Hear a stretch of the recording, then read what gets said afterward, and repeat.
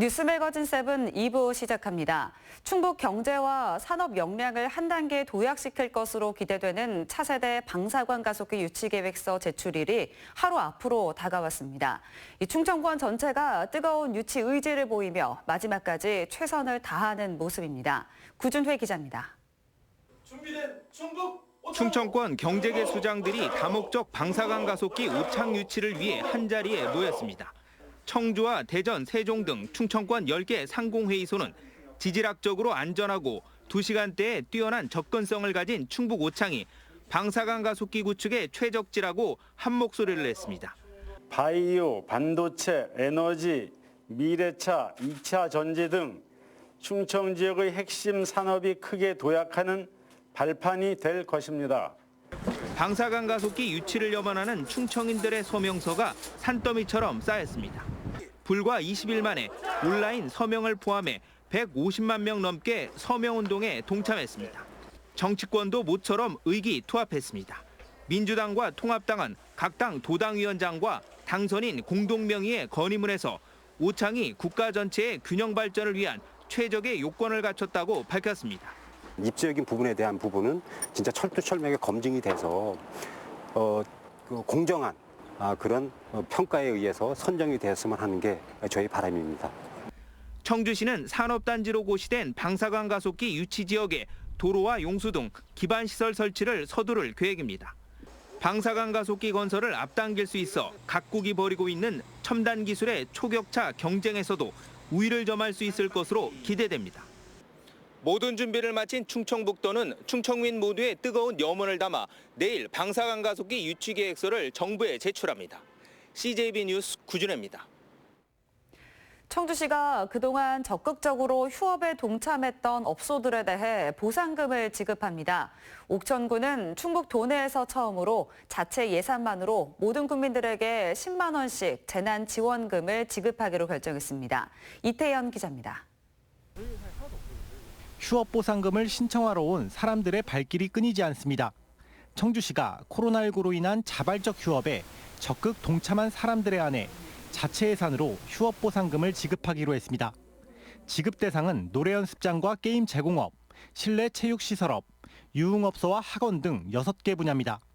사회적 거리두기 캠페인 기간 동안 휴일을 포함해 5일 연속 휴업했거나 열흘 이상 참여한 업소들에게 지원 자격이 주어집니다. 저희가 2주는 실질적으로 이제 교습소를 치지만 거기서 오는 타격은 한 2달 정도 그렇게 영향을 미치게 되는 것 같아요. 코로나19가 소강 국면에 들어선 가운데 그동안 희생을 감수한 시민들에게 최소한의 보답을 하겠다는 취지입니다. 안전 때문에 휴원을 하기는 했지만 그만큼 수입이 없었기 때문에 생활하는데 조금 힘들기도 했고 월세 같은 경우도 나가야 되기 때문에 옥천군은 자체 예산으로 모든 국민들에게 재난극복지원금 10만 원을 지급하기로 결정했습니다. 도내 11개 시군 중 자체 예산으로 재난지원금을 지급하는 건 옥천군이 유일합니다. 나이나 소득과 상관없이 옥천군에 주소를 두고 있다면 모두 지급 대상에 해당합니다. 코로나로 추진이 불투명한 행사 경비라든가 국외 출장비 등 그 2020년도 예산을 좀 과감하게 조정해서 긴급하게 51억의 지원을 마련하였습니다. 이런 가운데 일부 자치단체도 재난지원금의 자체 지급 여부를 검토하고 있는 것으로 알려졌습니다. CJB 뉴스 이태현입니다. 정상혁 보훈군수가 주민 소환 투표에 찬성한 주민들의 명단을 공개해달라며 정보 공개 청구를 했는데 선거관리위원회가 이를 받아들였습니다. 주민 소환 운동본부 측은 명백한 주권 침해라며 소송으로 대응하겠다는 입장입니다. 진기훈 기자입니다. 주민 소환 기준에서 정보 공개 철회하라. 정상혁 보훈군수 주민소환운동본부가 충청북도 선거관리위원회를 항의 방문했습니다. 지난 2월 정상혁 보훈군수가 주민소환 투표 실시에 찬성 서명을 한 4,700여 명의 명단을 공개해달라며 정보공개 청구를 했는데 충청북도 선관위와 보훈군 선관위가 이를 받아들였기 때문입니다. 정보공개법과 주민소환법 등을 검토한 결과 서명부가 공개 가능한 정보라고 본 겁니다. 관련 법령을 검토해서 전례를 보고 사례를 보고 그에 따라서 일을 할 수밖에 없어요. 소송이 있고, 행정소송. 그 가처분 신청이 있잖아요. 그런 절차를 거쳐서 서명인의 이름과 서명 일자와 읍면 단위 주소 등이 공개되는데 주민소환운동본부 측은 명백한 주권 침해 행위라며 즉각 반발했습니다. 선관위의 가장 기본적인 책무가 선거의 비밀 보장일 것이며 서명부도 당연히 비밀이 보장돼야 함에도 선법 정신을 저버린 선관위는 스스로 존재 이유를 부정하는 일이다. 서명부가 공개될 경우 서명한 주민이 특정돼 불이익을 받을 수 있을 뿐 아니라 공정한 주민 소환 투표도 어렵다는 겁니다. 주민 소환서에 찬성했다라는 정치적인 의사 표시, 이게 포함이 된 정보라는 거죠. 공개될 경우 국민의 생명, 신체, 재산의 보호에 현저한 지장을 초래할 수 있는 겁니다. 정보 공개를 청구한 이유와 공개된 명단을 어떻게 활용할지에 대해 정군수는 입장을 밝히지 않고 있는 가운데 주민소환운동본부 측은 정보 공개를 철회해달라는 행정심판을 청구했습니다.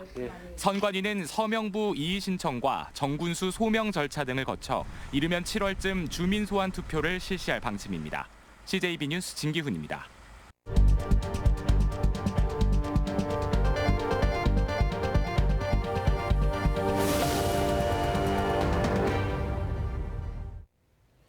오늘 뉴스의 초점을 짚어보는 뉴스 브리핑 순서입니다. 보도국 이윤영 기자 나와 있습니다. 자, 이제 코로나19가 진정세에 접어들면서 5월 등교 계약이 본격적으로 검토되고 있죠. 네, 그렇습니다. 바로 어제죠. 이 정세균 국무총리가 교육부에 늦어도 5월 초까지는 이 등교 계약의 시기와 방법을 결정을 해달라 이렇게 요청을 했습니다. 네. 이에 발맞춰서 교육부가 오늘이죠. 전국 교육감과 영상회의를 열어서 등교 계약의 방안에 대해서 집중적으로 논의를 했고요. 네. 또 계속해서 오늘 오후에 교육부와 질병관리본부가 예정에도 없이 정말 급하게 또 청주 오송고를 방문해서 등교 계약을 준비하고 있는 학교 현장 점검을 또 나서기도 했습니다. 뭐 이렇게 급하게 나서기도 나설 것이 지금 5월 2일에서 5일까지 그러니까 앞으로 사나흘 안에 등교 계약의 방법과 시기를 확정을 해서 발표를 해야 되기 때문인데요. 현재까지 논의된 바에 의하면은 5월 11일 이후부터 고3, 중3부터 시작해서 순차적으로 등교 계약을 시작할 그런 방침입니다. 네, 아무래도 이제 수능을 앞두고 있는 고3 학생들 또 그리고 상급 학교에 진학을 앞두고 있는 중3 학생들의 경우는 계약을 더 이상 미루기는 어려울 것 같아요. 맞습니다. 지금 뭐 대학 입시를 앞둔 고3 학생들의 불안감이 날로 커지고 있고요. 또 상급 학교 진학을 앞둔 중3 학생들도 그들의 어려움을 생각해 봤을 때 지금까지 온라인 계약만으로는 조금 어려운 상황이다라는 판단이 선 겁니다. 실제로 고3 계약 같은 경우에는 6주가량이나 미뤄졌습니다만 수시 모집 원서 접수는 16일, 수능은 고작 2주밖에 늦춰지지가 않았습니다. 특히 온라인 계약을 하면서 학생부 비중이 높은 수시 모집을 준비하는 수험생들은 더 불리할 것이다라는 걱정들도 나오고 있는데요. 아무튼 국무총리까지 나서서 지금 등교 계약에 운을 뗀 만큼 이제 등교 계약은 그 시기만을 남겨둔 그런 상황입니다. 네. 그런데요, 그 등교 계약이 사실 말처럼 쉬울 것 같지는 않거든요. 네. 일선 학교의 반응은 좀 어떻습니까? 솔직히 뭐 일선 교육 현장에서는 그다지 반갑지만은 않은 그런 상황입니다. 실제적으로 등교 계약을 하기까지 아직까지 해결해야 할 문제점들이 뭐 한두 가지가 아니기 때문인데요. 충북교육청에서도 과연 등교 계약을 하면 선생님들이 마스크를 쓰고 수업을 할 것인지, 물리적 거리두기는 어떻게 유지할 것인지, 또 급식 위생은 어떻게 확보할 것인지 등등 정말 쉽게 넘길 수 없는 세세한 사항들이 한둘이 아닙니다. 또한 코로나19가 여전히 심각 단계인 상황에서 학부모들이 등교 계약에 공감대를 형성할지도 의문입니다. 또 앞서서 싱가포르 사태에서도 보셨습니다만 학교가 문을 열었을 때 학생들의 사이에서 확진자가 급속히 증가하는 그런 사례를 보지 않았습니까? 맞습니다. 그렇기 때문에 그러한 상황들을 우리가 우려하지 않을 수가 없다는 것이죠. 말씀을 들어보니까 정말 하나부터 열까지 세세한 사항들이 다 이제 준비가 돼야지 계약을 할 수 있을 것 같은데요. 아무래도 학교에서는 어쨌든 그래도 좀 계약을 염두에 두고 준비를 해야 되겠네요. 그렇습니다. 근데 이게 소규모 학교 같은 경우에는 걱정이 덜합니다만 뭐 과밀학급이다. 뭐 대규모 학교 같은 경우에는 지금 뭐 걱정이 너무나 많은 그런 상황입니다. 예를 들어서 뭐 청주의 중앙초등학교나 강리초등학교 같은 같은 경우에는 한 학급당 학생 수가 25명이 평균 25명이 넘는 상황인데요. 네. 우리가 말하는 사회적 거리 두기를 유지하려면은 한 학급에 아무리 많아도 15명 정도밖에 들어갈 수가 없습니다. 결국 학급을 분반할 수밖에 없다는 얘긴데요. 당장 교실 자체가 부족을 하고요. 네. 또 한 선생님이 두 교실을 왔다 갔다 할 수도 없는 노릇입니다. 그래서 반은 집에서 반은 학교에서 수업을 진행하거나 오전반, 오후반으로 나눠야 하는 그런 사정인데요. 네. 이것도 초등학교 같은 경우에는 가능하겠습니다만 중고등학교 같은 경우에는 오전반, 오후반으로 나누는 게 사실상 어렵겠죠. 불가능하죠. 네. 그래서 결국은 등교 계약을 하더라도 일정 부분은 원격 수업을 병행할 수밖에 없다라는 것이 학교 현장의 현실입니다. 그러니까 코로나19 이전에 그냥 일반적인 그런 수업 상태로 돌아가려면 아직까지도 많은 네. 시간이 좀 필요할 것 같고요. 뭐 수업도 수업이지만 사실 이제 계속 많이 이야기가 나오고 있는 게 이제 급식 문제. 네. 이것도 굉장히 큰 문제가 될 것 같아요. 맞습니다. 이 전교생을 급식 시간에 맞춰서 사회적 거리두기를 하면서 식사를 한다는 것, 식사를 마치게 한다는 것이 사실상 쉬운 일은 아닐 텐데요. 그래서 충북교육청은 이 학교 급식을 어떤 형태로 운영할 것인지 각 학교마다 형편에 맞게 자체적으로 결정을 하도록 했습니다. 그래서 지금 도내 많은 학교들이 좌석을 띄워서 앉는 방법, 지그재그로 앉는 방법, 칸막이를 하는 방법 등등 각종 아이디어들을 내고 있는데요. 하지만 어떤 방법을 쓰더라도 기존의 점심 식사 시간에 맞춰서 그 시간 안에 맞추기를 사실상은 쉽지가 않습니다. 그래서 점심시간 더 늘어날 수밖에 없는 그런 형국인데요. 따라서 등교 계약을 할 경우에는 학교 시간도 1시간 이상 지금 늦어질 수밖에 없다라고 예상을 좀 하고 있습니다. 네, 저희가 오늘은 여기까지 듣도록 하겠습니다. 이윤영 기자 수고하셨습니다. 네, 다음 소식입니다. 요즘 청소년들에게 오프라인보다 더 익숙한 세상이 바로 온라인인데요. 여기서 오는 폐해가 심각합니다. 그중 하나가 최근 대한민국을 떠들썩하게 만든 N번방 사건인데요. 이 청소년을 성착취의 대상으로 삼았을 뿐만 아니라 심지어 가해자에도 청소년이 포함돼 있어 충격을 주고 있습니다. 오늘 이상대 PD의 시선에서는 왜 청소년이 디지털 범죄에 쉽게 노출되는지 그 참상을 담았습니다. 함께 보시죠.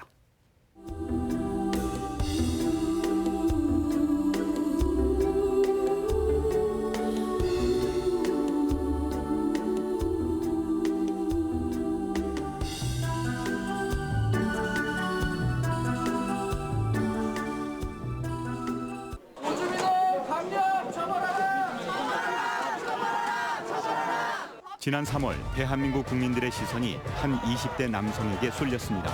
텔레그램 성착취 사건, 이른바 N번방 사건의 가해자인 조주빈. 그들만의 세계에서 박사라고 불리며 군림했던 그는 자신을 악마와 같다고 말합니다. 멈출 수 없었던 악마의 삶을 멈춰주셔서 정말 감사합니다.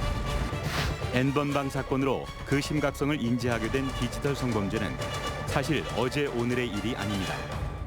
사회의 무관심을 방패 삼아 연출된 음란물에서 범죄인 성착취물로 진화하고 있는 겁니다. 디지털 성범죄 N번방 문제는 최근에 갑자기 발생한 문제가 아니거든요. 이미 이제 인터넷 이런 사이트 상에서 채팅방에서 많은 문제들이 이미 오래전부터 이루어져 있었고 그 문제가 해결이 되지 않은 상태에서 그냥 묻어뒀다가 다시 재발하는 형태로 바라보시면 될 것 같습니다. 주도한 사람들뿐만 아니라 관전자 모두를 범죄자로 간주하고 진행되고 있는 이번 수사. 많게는 26만 명에 달할 것으로 보고 있는데 충북에서도 벌써 성착취물 판매자가 검거됐습니다. 그는 SNS를 통해 영상을 홍보하고 구매 의사를 밝히면 개별적으로 전송한 뒤 차명 계좌로 현금을 받았다고 합니다. 텔레그램 N번방 박사방에서 아동 성착취물 등 다수의 불법 영상물을 다운받아 별도의 텔레그램 채널을 통해 유료로 판매해서 1,300만 원 상당의 수익을 얻은 20대 A씨를 구속하여 송치했고 유통 경로를 추적하여 구매자들까지 확인하고 있습니다.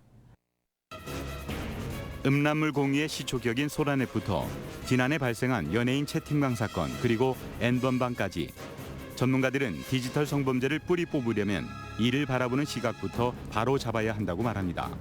아직까지도 직접적인 접촉이 없다면 성범죄가 아니라는 인식이 강한데 온라인상에서 성착취물을 소지하고 유포하는 것 또한 범죄라는 인식이 필요합니다.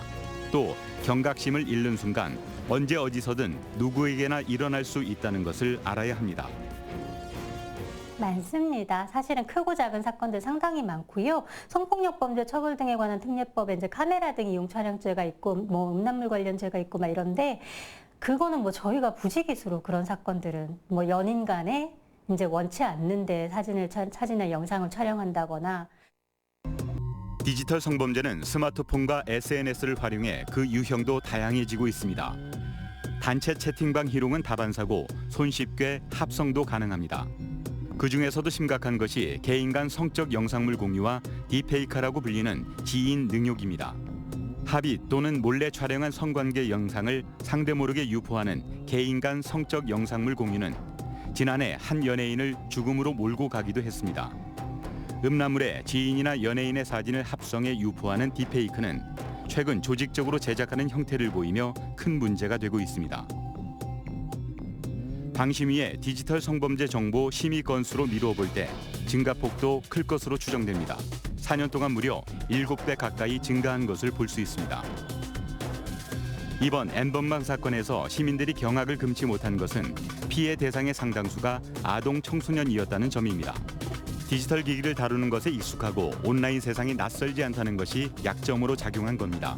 게다가 옳고 그른 것을 판단하기엔 아직 미숙한 나이다 보니 범죄라는 것조차 인식하지 못하고 노출되는 경우가 많다고 합니다. 학생들이 어리지 않습니까? 그러니까 내가 하는 행동이 얼마만큼의 파급력이 있는지를 잘 인지를 못하는 거예요. 물론 피해를 당한 사람들에게 너가 조심하지 않았으니 피해를 당했다는 시각을 갖는 건 좋지 않습니다. 그건 지양해야 되지만 사실 뭐 휴대폰, 컴퓨터 너무 쉽게 접할 수 있고 인터넷도 고도로 발달한 상황이고 이렇다 보니까 디지털 매체를 통한 어떤 범죄에 대해서 내가 거기에 노출될 수 있고 또는 내가 가해자가 될 수 있고 이런 것에 대한 경각심이 너무 많이 부족한 게 사실이죠. 근데 사실 사진이나 영상 같은 것들은 한번 유통되기 시작하면은 범위를 걷잡을 수가 없잖아요. 이거는 뭐 피해자도 통제가 안 되고 가해자 자기도 스스로 이제 처음에 퍼뜨리기 시작하는 사람도 통제가 안 되는 것들이기 때문에 성범죄 무대가 디지털 세상으로 옮겨오면서 아동 청소년을 대상으로 하는 성범죄 자체가 증가 추세입니다. 전체 성폭력 범죄 중 13세 미만 아동을 대상으로 한 범죄는 28.8%로 최근 3년 연속 증가하고 있습니다. 충북의 상황도 다르지 않습니다. 우리가 눈 감고 있는 사이 내 아이도 피해 대상이 되는 시대인 겁니다. 우리 충북에서 최근 5년간 아동 성착취물 관련 범죄가 총 63건이 발생했고 그 48명을 검거했습니다. 16년에 5건이 발생한 것에 비해 작년에 18건이 발생해서 전체적으로는 증가 추세입니다. 수법도 교묘합니다. N번방 사건의 경우 본인의 사진을 스스로 SNS에 올린 청소년이 대상이 된 경우가 많았습니다. 사진을 보고 음란물로 신고하겠다는 협박으로 피해자를 겁먹게 한 뒤 전문가인 것처럼 위장해 도와주겠다며 접근한 후 성노예로 만들어버리는 겁니다. 그렇다면 자신의 벗은 몸을 SNS에 올리는 일명 일탈계를 하는 청소년의 심리는 무엇일까요? 오랫동안 청소년 상담을 해온 선생님은 가해자들이 피해자의 결핍을 이용한다고 말합니다. 절대 그럴 일이 없다는 학생은 그런 청소년은 없어요, 사실. 생각지도 못했던 아이가 어떻게 그렇게 됐을까 생각되는 아이들도 상당히 많이 있거든요.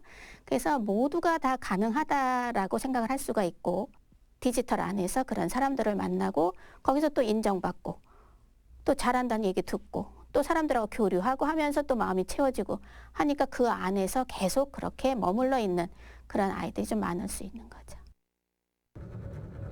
또한 피해자들이 스스로 피해자라는 생각을 하지 못하게 만드는 것도 문제입니다. 가해자가 피해자에게 호감을 얻거나 돈독한 관계를 만들어 심리적으로 지배한 뒤 성적인 사진이나 영상을 요구해 성매매를 위한 협박 도구로 이용하는 건데 이를 그루밍 성범죄라고 부릅니다. 사례를 보면 랜덤 채팅에서 또래 여자친구를 만나 친해졌는데 의심 없이 다른 메신저 아이디를 알려준 후에는 돌변해서 알몸과 피해자의 사진을 합성해 메신저 아이디와 함께 뿌리겠다고 협박한 뒤 성착취를 하는 겁니다. 문제는 이런 경우 신고하기가 생각처럼 쉽지 않다는 겁니다. 그러다가 나중에 본인이 어떻게 할 수 없는 상황까지 노출이 되고 나면 그때는 겁이 나는 거죠, 덜컥.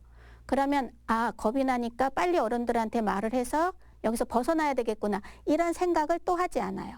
그런 생각하지 않고 내 스스로가 이것에서 어떻게 해결을 해나가야 될까 생각하니까 그냥 입 다물고 비밀리에 해달라는 대로 할 수밖에 없다라고 생각을 하는 거예요. 그러면 그쪽에서 요구는 점점 커질 거고, 그러다 보면은 가족들에게까지도 요구를 하는데, 가족들도 내 딸이 이미 그렇게 노출이 됐으니 어쩔 수 없다, 내 딸을 보호해야 된다, 이런 생각으로 또 딸려 들어가는 거예요. 아동 청소년 성착취물 삭제 작업을 해온 김남희 센터장은 한동안 그 후유증에 시달렸다고 합니다.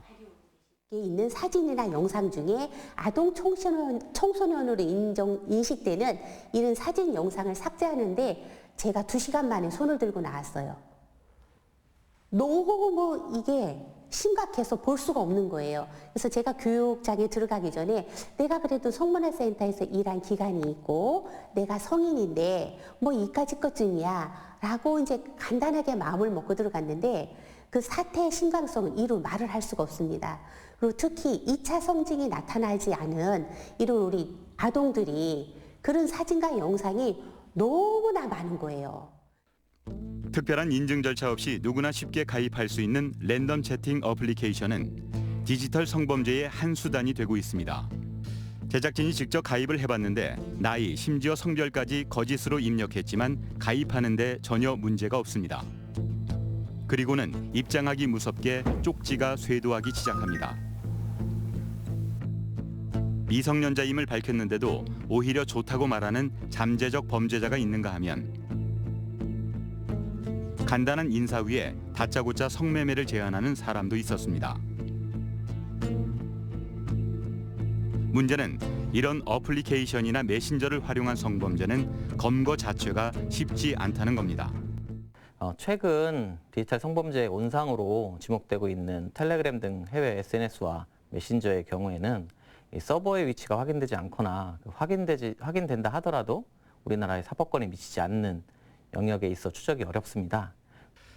익명이 보장되고 접근이 쉬울 뿐만 아니라 보안이 강하다는 SNS의 특성 때문에 아동 청소년 성매매 알선의 90% 이상이 SNS와 어플리케이션으로 이루어진다는 통계도 있습니다. 문제는 이런 식으로 돈을 벌기 시작한 청소년은 그 세계에서 빠져나오기 쉽지 않다는 겁니다. 인간의 편리를 위해 만든 또 하나의 세계.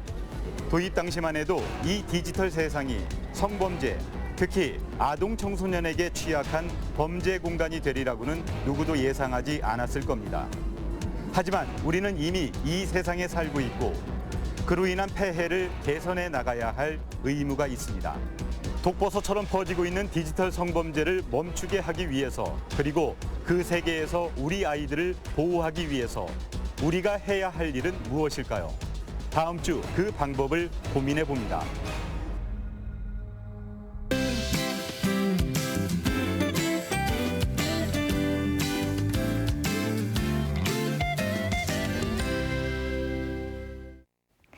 이상하리만큼 날씨가 쌀쌀하더니 이번에는 빠른 속도로 기온이 오르고 있습니다. 내일 청주의 한낮 기온은 25도로 오늘보다 높겠고, 금요일에는 무려 28도까지 올라 다소 덥게도 느껴지겠는데요. 다만 아침과 낮 사이 일교차가 15도 이상 큰 폭으로 벌어지겠습니다. 입고 벗기 쉬운 얇은 겉옷으로 체온 유지 잘 해주셔야겠습니다. 대기는 바짝바짝 말라갑니다. 기온이 올라갈수록 특보는 확대 강화될 가능성이 있는데요. 아직도 우리 지역에서는 건조주의보가 발효 중이고, 특히 내일 오전까지 약간 강한 바람이 집중되겠습니다. 작은 불씨가 큰 불로 번지지 않도록 각별히 주의하셔야겠습니다. 다음은 자세한 지역별 내일 날씨입니다. 내일 아침까지 일부 지역에서는 안개가 짙게 끼겠는데요. 아침 기온은 충주 음성 5도로 오늘보다 높겠습니다. 한낮에는 청주 25도, 그 밖의 지역에서도 24도 안팎이 예상됩니다. 남부 지역 역시 영상권으로 출발하겠고, 한낮에는 영동이 24도까지 오르겠습니다. 당분간 별다른 비 소식은 없고요. 금요일부터는 아침 기온도 큰 폭으로 오르며 이제 추위 걱정은 없겠습니다. 날씨였습니다. 마지막으로 오늘의 컷7입니다. 카카오톡 채널에서 CJB 청주 방송을 추가한 후 여러분의 일상 등을 사진이나 영상으로 보내주시면 오늘의 컷7에서 소개해드립니다. 일상이 뉴스다. 뉴스 매거진 7을 마칩니다. 고맙습니다.